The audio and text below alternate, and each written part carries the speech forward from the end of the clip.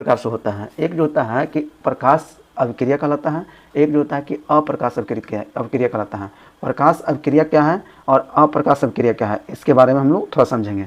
तो कहता है कि अप्रकाश, जैसे प्रकाश अभिक्रिया होता है कि प्रकाश संश्लेषण की वैसी प्रक्रिया, देखिए प्रकाश संश्लेषण की जो क्रिया हुई थी वो प्रकाश संश्लेषण की क्रिया में H2O जो होता है प्रकाश के उपस्थिति में टूट जाता है। क्या होता है, H2 जो होता है आपका H2O जो होता है ये टूटेगा, H2 में बनेगा और O में बनेगा। किस में बनेगा, H में बनेगा, और जो होता है O में बनेगा। किस में बनेगा, H और O में। ये हाइड्रोजन हो गया, ये ऑक्सीजन हो गया, H2 और O2, इसमें आपका टूट जाएगा। तो यह टूटता है किसके उपस्थिति में, जब प्रकाश रहता है तब।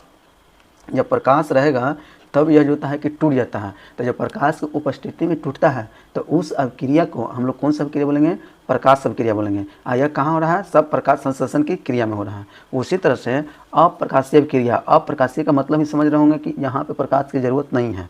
तो वह कहता है कि प्रकाश संश्लेषण की वैसी प्रक्रिया जिसमें प्रकाश की जरूरत नहीं होता है। अब यह जो होता है ना H2 और O2 यहाँ पे क्या करता है कि CO2 के साथ क्या करेगा, CO2 के साथ क्या करेगा, जुड़कर आपका किस चीज़ का निर्माण करेगा, ग्लूकोज का बनाएगा। ग्लूकोज का बनाएगा C6H12O6। सूत्र पूछता है कि ग्लूकोज का सूत्र क्या है, तो इस तरह से ग्लूकोज का निर्माण करेगा। तो यह जो ग्लूकोज का जो निर्माण हो रहा है यह जो होता है अप्रकाशीय अभिक्रिया है। क्यों पूछेगा, तो अप्रकाशीय अभिक्रिया इसलिए है क्योंकि यह जो होता है बिना प्रकाश की उपस्थिति में ही यह जो होता है कार्बन डाइऑक्साइड से अभिक्रिया करके आपका जो होता है ग्लूकोज का निर्माण करता है। अब ये पूछ देगा प्रकाश अभिक्रिया क्या है, तो प्रकाश अभिक्रिया जो होता है कि आपका प्रकाश की उपस्थिति में H2O टूट जाता है, तो उससे हम जो होता है कि प्रकाश अभिक्रिया बोलेंगे। तो क्यों बोलेंगे, क्योंकि यह प्रकाश की उपस्थिति में होता है। जब तक प्रकाश नहीं मिलेगा जब तक H2O नहीं टूटेगा, इसमें जो होता है कि प्रकाश नहीं मिलेगा। तो ये दोनों टॉपिक समझ गए कि प्रकाश अभिक्रिया क्या है और अप्रकाश अभिक्रिया क्या है। दोनों में क्यों कहते हैं प्रकाश अभिक्रिया इसको, इसको अप्रकाश अभिक्रिया क्यों नहीं कहते हैं,